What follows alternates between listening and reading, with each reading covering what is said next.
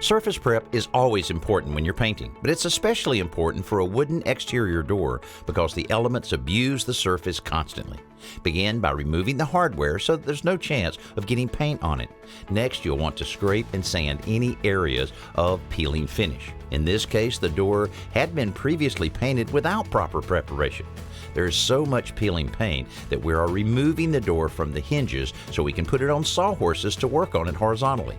After the peeling areas are scraped and the entire door has been sanded with 100 grit sandpaper, we clean it off and begin applying an oil-based primer. The primer does three things. It seals the wood, it fills small divots in the surface, and it creates a better surface for the finished paint to adhere to. Sealing wood that's subject to moisture is important, especially where the open grain at the top and bottom of the door can soak up water like a sponge. In this case, the peeling was so bad that even after priming, there are still some low spots that are evident. To fill them, we're applying a thin layer of auto body filler that will be sanded out flush with the surface before we apply the finished paint. After 2 coats, the door should be ready to rehang.